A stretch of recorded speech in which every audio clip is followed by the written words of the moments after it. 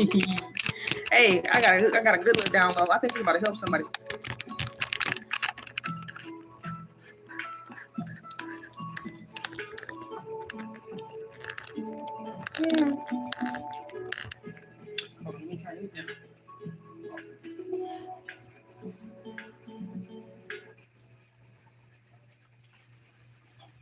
Y'all asleep? Y'all asleep?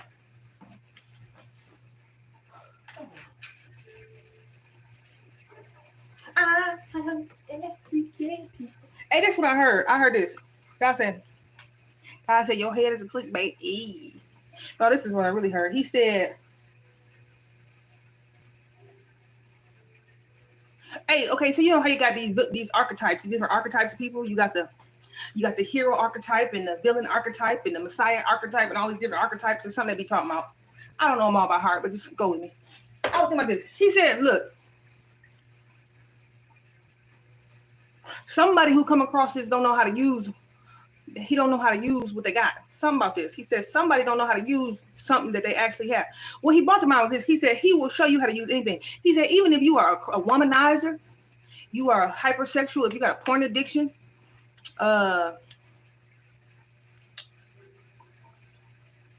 you got some kind of a narcissist, any type of issue you got going on. He said, look, what people be wanting out here in the world, he said, people be wanting game. He said, so I can show you how to use any of this. And I don't know why this dropped in my head. He said, what he brought to mind first was these narcissists. You ever come across these narcissist channels that's actually been ran by actual diagnosed narcissists? That's an example of how he can make the beauty out of ashes. So these people might still be diagnosed and afflicted with this issue, but what they're doing is they bring in extreme value to the market because they telling you they giving you game on the mindset of a narcissist and what to look out for, because they are living out the experience, because it is them, at least right now. That's where they're at in terms of their evolution and their consciousness. So they're giving you game. So I just heard it. He said, look, so if you are, well, it could be anything. You could be addicted to gaming. You could have a porn addiction. You could be addicted to. You can be a womanizer. He just said, look, he'll show you how to use that, not to give people information of how to become it, but at least to share insight on the mindset of a person who do these things. So then that way, that's giving clarity to the collective of what to watch for, because it's coming out the horse's mouth. That's what he said. And plus, you'll be helping medicine. I mean, because it gives psychiatrists, psychologists, and psychotherapists one hell of a job to have to try to dig deep and get to the root of what they think the why is for why you do what you do and the habits you got, whatever addiction it is. But sometimes that's why you got to be courageous enough to go in and introspect and do that. Just at least do that inner reflection. So even if you ain't got to the point where you can just cold turkey stop the issue, at least you've had some type of epiphany or light bulb moment of why you do it.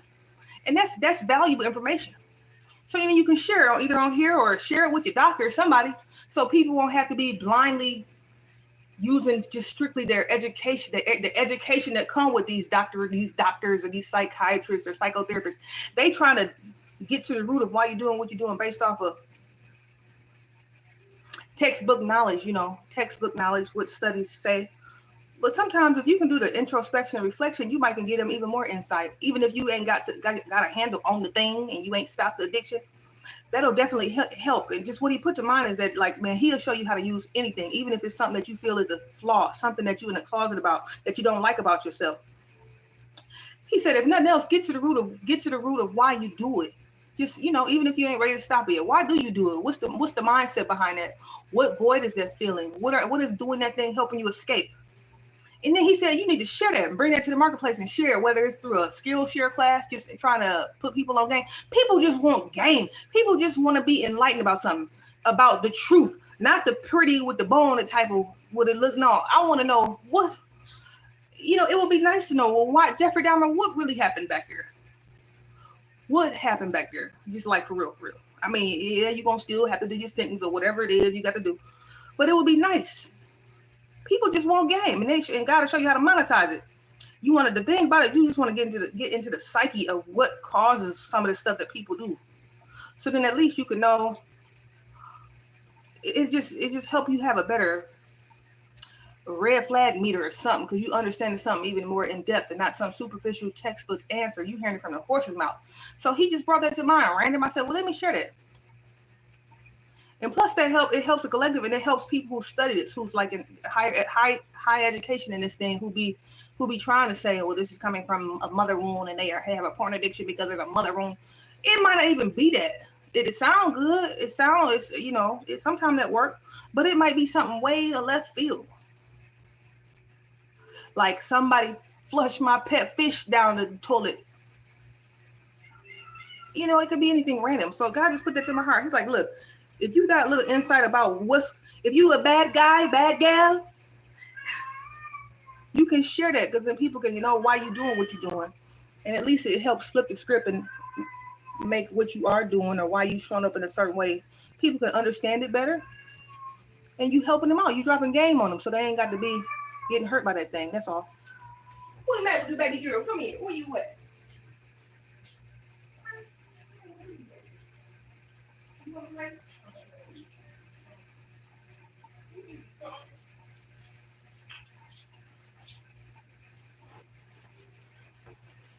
Anyway, I'm back. But that's what came through. He said, look, at the end of the day,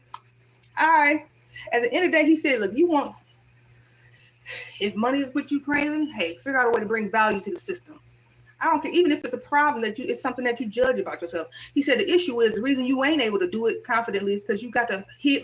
If nothing else, you got to heal your relationship to shame, because that will be blocking you. Because God will use anything. He like to use underdogs, even somebody who ain't fully healed and looking like they about to step into their bishop role. It ain't even about that. He'll use anything if it means bringing value and waking up his other kids out there and just bringing and sharing something so that, you know, to help somebody else.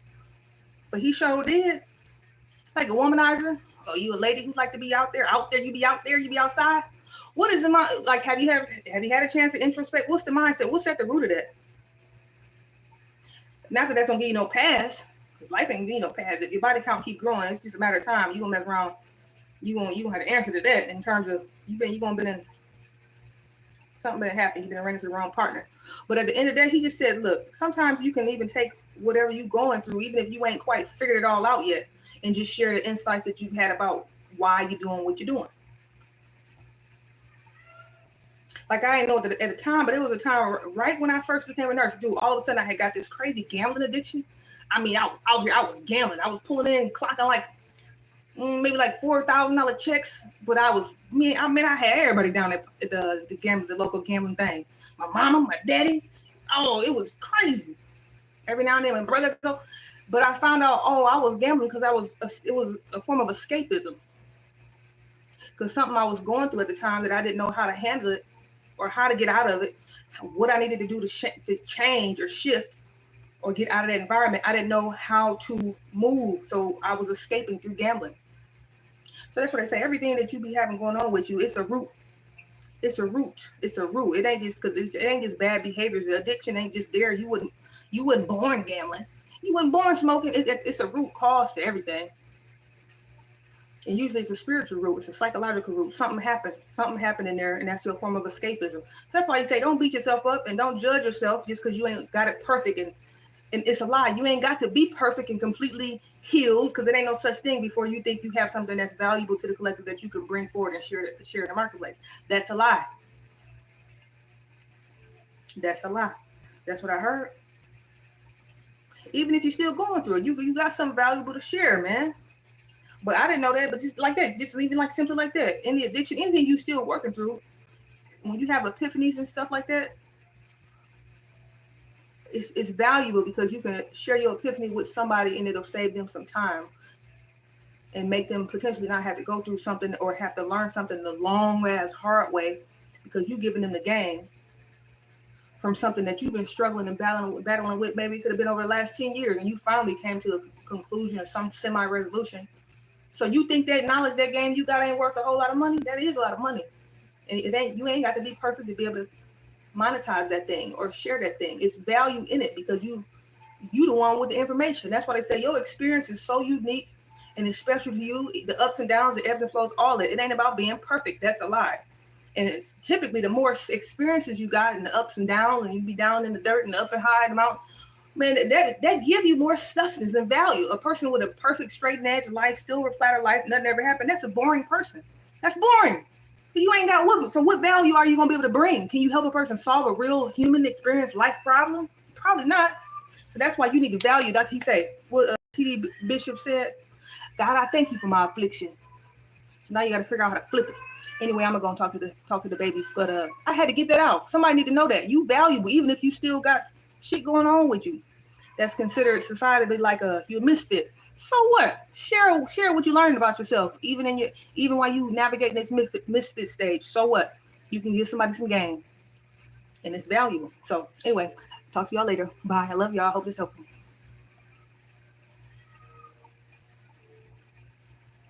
Come on. I'm coming, baby girl.